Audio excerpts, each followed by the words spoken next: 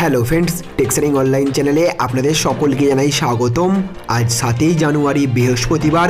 আর আজ বৃহস্পতিবারে ইতিমধ্যেই দেশ জুড়ে কেন্দ্র সরকার এবং রাজ্য সরকারের তরফ থেকে বেরিয়ে এসেছে সাতটি বিরাট বড় খবর, যা একজন ভারতীয় নাগরিক এবং পশ্চিমবঙ্গবাসী হিসেবে আপনার জন্য জানা অত্যন্ত জরুরি।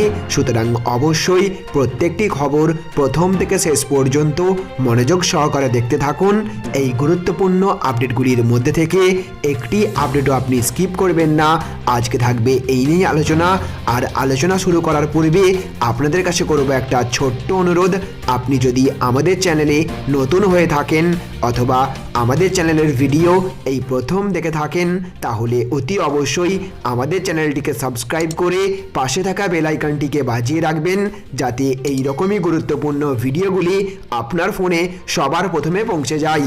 আর এই ভিডিওটি ভালো লেগে থাকলে অবশ্যই ভিডিওটিতে একটা লাইক করে আমাদের পরিশ্রমকে সফল করবেন এবং অবশ্যই ভিডিওটিকে জনস্বার্থে বেশি বেশি পরিমাণে শেয়ার করে সকলকে জানার সুযোগ করে দেবেন। তো ফ্রেন্ডস, আজকের প্রথম খবরেই বলা হচ্ছে শিগগিরই খুলছে স্কুল, বিদ্যালয় প্রাঙ্গণ স্যানিটাইজ করার নির্দেশ রাজ্য সরকারের। তো করোনা ভাইরাসের সংক্রমণের পর যেভাবে হঠাৎ থমকে গিয়েছিল জনজীবন, তার রেশ কাটিয়ে উঠে এখনও অনেকটাই স্বাভাবিক হয়েছে চারপাশ। লকডাউন পরবর্তী আনলক প্রক্রিয়ার মাধ্যমে অর্থনীতির চাকা সচল করতে একের পর এক খুলে গেছে অফিস, আদালত, মন্দির, সবকিছুই। কিন্তু এই রাজ্যে একটা দিকে চোখ রাখলে এখনও অতিমারির প্রভাব বেশ বোঝা যায়, তা হলো শিক্ষা ব্যবস্থা। লকডাউনের পর সব কিছু খুলে গেলেও রাজ্যের শিশু কিশোর সমাজের ভবিষ্যৎকে এখনও পর্যন্ত ঝুঁকির মাঝে ঠেলে দেওয়া হয়নি। সমস্ত স্কুল কলেজ বা বিশ্ববিদ্যালয়েই অফলাইন মাধ্যমে পঠন পাঠন বন্ধ রয়েছে। সরকারি বেসরকারি সব জায়গাতে এখনও অনলাইনেই চলছে পড়াশোনা। নতুন বছরের শুরুতে যখন করোনা ভাইরাসের প্রতিষেধক ভ্যাকসিন প্রায় মানুষের দোরগোড়ায় পৌঁছে গিয়েছে, তখন স্কুল কলেজ খোলার বিষয়েই অবশেষে মুখ খুলল রাজ্য সরকার। রাজ্য সরকারের শিক্ষা দপ্তর এদিন রাজ্যের সমস্ত স্কুলগুলিকে অল্পকালীন নোটিশে পঠন পাঠন চালু করার জন্য তৈরি থাকার নির্দেশ দিয়েছে, এমনটাই জানা গেছে সূত্রের খবরে। তাহলে কি খুব শীঘ্রই পুরো দমে স্কুল খুলে যাচ্ছে? জানা গেছে মূলত উঁচু শ্রেণীর পড়ুয়ারা, বিশেষ করে দশম এবং দ্বাদশ শ্রেণীর বোর্ড পরীক্ষায় যারা বসতে চলেছে, তাদের জন্যই রাজ্য সরকারের এই নোটিশ। ছোটদের জন্য স্কুল খোলার কথা এখনই ভাবা হচ্ছে না। স্কুল খোলার বিষয়ে চূড়ান্ত কোনো সিদ্ধান্ত এখনো গৃহীত হয়নি। রাজ্যের মুখ্য সচিবালয়েই এই নিয়ে সিদ্ধান্ত গ্রহণ করা হবে। তবু স্কুলগুলিকে তৈরি থাকার নির্দেশ দিয়েছে শিক্ষা দপ্তর। এই ব্যাপারে রাজ্য সরকারের একজন সিনিয়র অফিসার জানিয়েছেন, সরকারি স্কুলগুলিকে এমনভাবে তৈরি থাকতে বলা হয়েছে এবং স্কুল চত্বর স্যানিটাইজ করার নির্দেশ দেওয়া হয়েছে, যাতে সরকারি নির্দেশিকা এলেই ল্যাবরেটরিতে প্র্যাকটিক্যাল ক্লাস চালু করা যায়। তো ফ্রেন্ডস, যখন আবারও নতুন করোনা ভাইরাসের সংক্রমণের ফলে গোটা দেশ জুড়ে আতঙ্কের সৃষ্টি হচ্ছে, সেই দিকে লক্ষ্য রেখে রাজ্য সরকারের তরফ থেকে এখন স্কুল কলেজ খুলে দেওয়া হলে বিভিন্ন সতর্কতামূলক নিয়মবিধিগুলি পালন করা কতটা চ্যালেঞ্জিং হতে পারে বলে আপনি মনে করেন, এবং স্কুল কলেজ আরও কতদিন বন্ধ রাখাই দরকার বলে আপনি মনে করেন? অবশ্যই একজন অভিভাবক হিসেবে আপনার মতামত আপনি প্রকাশ করতে পারেন। তো ফ্রেন্ডস, আজকের বড় খবরে বলা হচ্ছে একাধিক শূন্য পদে বিপুল বেতনে কর্মী নিয়োগ করছে এসবিআই, রইল আবেদন পদ্ধতি। তো করোনা আবহে খুশির খবর, একাধিক পোস্টে কর্মী নিয়োগের বিজ্ঞপ্তি জারি করেছে দেশের বৃহত্তম রাষ্ট্রায়ত্ত bank state bank of India. বিভিন্ন পদে বিপুল বেতনে নিয়োগ করছে এই ব্যাংক। তবে চলুন আবেদন প্রক্রিয়া সম্পর্কে বিস্তারিত জেনে নেওয়া যাক। শূন্যপদ রয়েছে 452টি।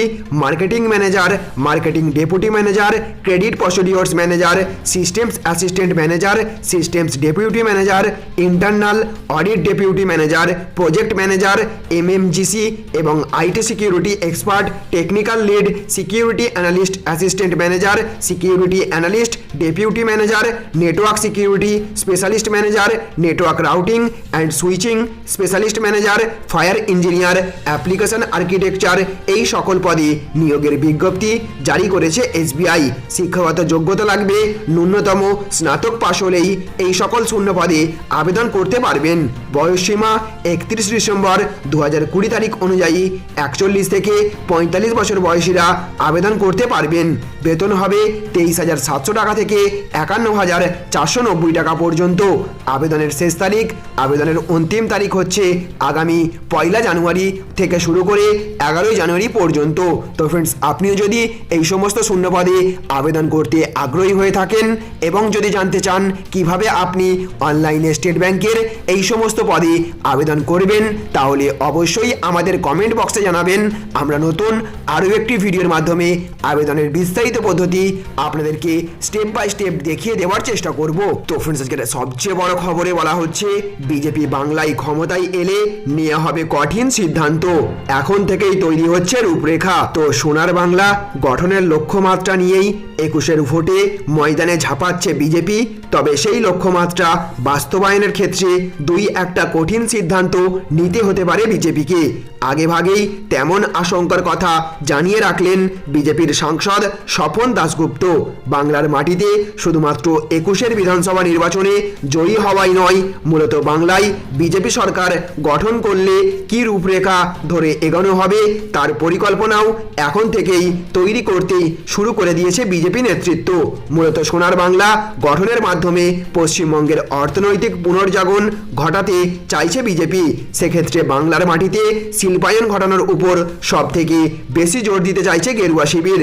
আর সেই শিল্পায়নের পথে যাতে সুস্থ পরিবেশ থাকে তার জন্যেও রূপরেখা তৈরি করা হচ্ছে। কারণ এর আগে বাংলায় শিল্পায়নের পথে হাঁটতে গিয়েই মুখ থুবড়ে পড়েছিল গত বামফ্রন্ট সরকার। বাংলা থেকে ক্ষমতা হারাতে হয়েছিল তাদেরকে। ফলে এবারে সেই বাংলার মাটিতে শিল্পায়নের পথে হাঁটতে গিয়ে যাতে হোঁচট খেতে না হয় তার জন্য এখন থেকেই পরিকল্পনা সেরে নিতে চাইছে বিজেপি। সম্প্রতি বিজেপির সাংসদ স্বপন দাশগুপ্ত বলেছেন, বাংলার মাটিতে আইন শৃঙ্খলার ক্ষেত্রে যাতে প্রশাসন কারো সঙ্গে আপোষ না করে এমন একটা সরকার গঠনের দরকার। তিনি ইঙ্গিত দিয়ে বুঝিয়ে দিয়েছেন বাংলার মাটিতে একমাত্র বিজেপিই পারবে এমন সরকার উপহার দিতে। স্বপন বাবু বলেছেন, বিজেপি বাংলায় ক্ষমতায় এলে একটা কঠিন সিদ্ধান্ত নিতেই হবে। কারণ রাজ্যের উন্নয়নের দিকে তাকিয়েই সেই সমস্ত সিদ্ধান্ত নিতে হবে, যার মধ্যে অন্যতমভাবে থাকবে রাজ্যের আইন শৃঙ্খলার অবনতি কোনোভাবেই হতে দেওয়া যাবে না। পাশাপাশি বিজেপি সরকারের স্বচ্ছ ভাবমূর্তিতে কোনোভাবেই কালিমা লুপ্ত হতে দেওয়া যাবে না। ফলে দুর্নীতিতে যুক্ত কেউ বিজেপিতে যোগ দিলেই ছাড় পাবেন না। স্বপন দাশগুপ্ত এই প্রসঙ্গে সাফ জানিয়ে দিয়েছেন, কোনো গরু পাচারকারী যদি বলে আমি তো বিজেপিতে যোগদান করেছি, সেই ক্ষেত্রে তাকেও ছাড় দেওয়া হবে না। বিজেপিতে যোগ দিয়ে কেউ পাপ ধুয়ে ফেলতে পারবে না বলেও সাফ জানিয়ে দিয়েছেন তিনি। এদিকে বঙ্গজয়ের ক্ষেত্রে বিজেপি এক নয়াস্ত্রে শান দিতে শুরু করেছে। সেক্ষেত্রে এবার থেকে প্রচারের ক্ষেত্রে বিজেপির নেতারা মানুষের সামনে একটা কথাকেই মূল কথা হিসেবে তুলে ধরতে চাইছেন, তা হলো বাংলা বাঁচাতে গেলে এবং দেশের নিরাপত্তার স্বার্থে পশ্চিমবঙ্গে বিজেপি সরকার গঠন ছাড়া বিকল্প কিছু নেই। তার কারণ হিসেবে তাদের যুক্তি থাকবে, পশ্চিমবঙ্গের মাটিতে যেভাবে বাংলাদেশ থেকে অনুপ্রবেশকারীরা এসে ঘাঁটি গাড়ছে তা যেমন দেশের নিরাপত্তার ক্ষেত্রে ঝুঁকি হয়ে দাঁড়াচ্ছে, তেমনি এই রাজ্যে বারবার বোমা বিস্ফোরণের মাধ্যমে জঙ্গি টেরার হদিস মিলেছে বলেও তাদের দাবি। তো ফ্রেন্ডস, আরও একটি বড় আপডেটে বলা হচ্ছে চীন থেকে আর লিথিয়াম আমদানি করবে না ভারত। বড় ক্ষতির মুখে পড়ল চীন। তো চীনকে কোণঠাসা করতে কোনো সুযোগ ছাড়ছে না ভারত। আর্থিক দিক থেকেও সকল প্রকার সাহায্য বন্ধ করার প্রচেষ্টা চালিয়ে যাচ্ছে ভারত সরকার। এই পরিস্থিতিতে ভারত নালকো কোম্পানির সাহায্যে আর্জেন্টিনার একটি ফার্মের সঙ্গে যোগাযোগ করেছে। রিচার্জেবল ব্যাটারির ক্ষেত্রে ব্যবহৃত লিথিয়ামের প্রসঙ্গেই এই যোগাযোগ করা হয়েছে। লিথিয়াম দ্বারা প্রস্তুত এই রিচার্জেবল ব্যাটারি সাধারণত ইলেকট্রনিক সামগ্রী, ল্যাপটপ, মোবাইল ফোন ইত্যাদিতে চার্জ দিয়ে ব্যবহৃত হয়। কিছুদিন আগে পর্যন্ত এই ধরনের জিনিস বাইরের দেশ যেমন চীন থেকে আমদানি আমদানি করত ভারত, কিন্তু বর্তমান সময়ে আত্মনির্ভর ভারত মিশনে এই রিচার্জেবল ব্যাটারি দেশে প্রস্তুতের ক্ষেত্রে প্রয়োজনীয় উপাদান কাঁচামাল হলো লিথিয়াম। সেই কারণেই সরাসরি আর্জেন্টিনার সঙ্গে চুক্তিবদ্ধ হয়েছে ভারতে আর্জেন্টিনার সঙ্গে লিথিয়াম নিয়ে চুক্তির বিষয়টা কিছুটা ভারী পড়তে চলেছে চীনের উপরে। তো ফ্রেন্ডস, চীনের বিরুদ্ধে আরও এক ধাপ এগিয়ে গিয়ে মোদী সরকারের এই বিরাট বড় পদক্ষেপের ফলে আপনি কতটা খুশি হয়েছেন এবং চীনের থেকে সমস্ত রকম অর্থনৈতিক সংযোগ বিচ্ছিন্ন করে দেওয়া সমস্ত ভারতীয়র কতটা দরকার বলে আপনি মনে করেন, অবশ্যই আপনার মতামত একজন ভারতবাসী হিসেবে প্রকাশ করবেন। তো ফ্রেন্ডস, আজকের পরবর্তী আপডেটে বলা হচ্ছে সস্তায় বাড়ি কেনার রয়েছে দারুণ সুযোগ। তো নতুন বছরে আপনারও কি বাড়ি কেনার পরিকল্পনা রয়েছে? তাহলে আপনার জন্য দারুণ সুযোগ নিয়ে হাজির হয়েছে পাঞ্জাব ন্যাশনাল ব্যাংক। 8ই জানুয়ারি 2021 সস্তায় রেসিডেন্সিয়াল এবং কমার্শিয়াল প্রপার্টি নিলাম করতে চলেছে পিএনবি আইবিএপিআই তরফে। এই বিষয়ে জানানো হয়েছে এর মধ্যে 3080 রেসিডেন্সিয়াল প্রপার্টি রয়েছে, যে প্রপার্টি ডিফল্টের লিস্টে চলে এসেছে সেগুলি নিলাম করা হবে। টুইটে ব্যাংকের তরফে জানানো হয়েছে প্রপার্টিতে ইনভেস্ট করতে চাইলে 8ই জানুয়ারি পিএনবি ই নিলামে অংশ নিতে হবে। এখানে সস্তায় প্রপার্টি কেনার সুযোগ রয়েছে। যে প্রপার্টির মালিকরা কোনো কারণে তাদের লোন মেটাতে পারেননি, তাদের জায়গা জমি ব্যাংকের তরফে কবজা করে নেওয়া হবে। ব্যাংকের তরফে সময় সময়ে এই ধরনের প্রপার্টি নিলাম করা হয়ে থাকে। এই সমস্ত প্রপার্টি বিক্রি করে ব্যাংকে তাদের বকেয়া টাকা তোলার চেষ্টা করে থাকে। 3080 রেসিডেন্সিয়াল প্রপার্টির পাশাপাশি 873টি কমার্শিয়াল প্রপার্টি, 465টি ইন্ডাস্ট্রিয়াল প্রপার্টি, 11টি এগ্রিকালচার প্রপার্টি রয়েছে। এই সমস্ত কিছু ব্যাংকের তরফে নিলাম করা হবে। তো ফ্রেন্ডস, আপনিও যদি সস্তায় বাড়ি কিনতে আগ্রহী হয়ে থাকেন এবং যদি জানতে চান কিভাবে আপনি এই নিলামে অংশগ্রহণ করবেন, তাহলে আমাদের নিচে কমেন্ট বক্সে জানাতে পারেন।